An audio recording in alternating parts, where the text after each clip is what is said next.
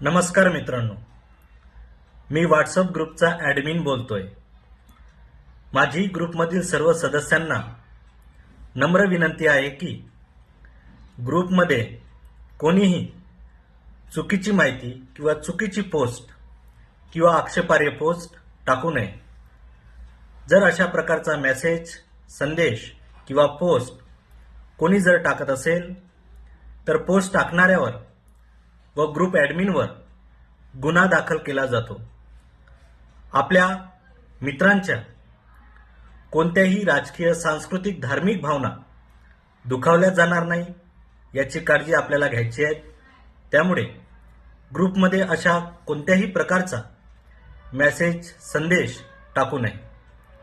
आपल्यालाच आपल्या ग्रुपचे वातावरण आनंददायी, प्रेरणादायी ठेवायचे आहे आणि ही फक्त ग्रुप ॲडमिनची जबाबदारी नाही, तर ही सर्वांची जबाबदारी आहे।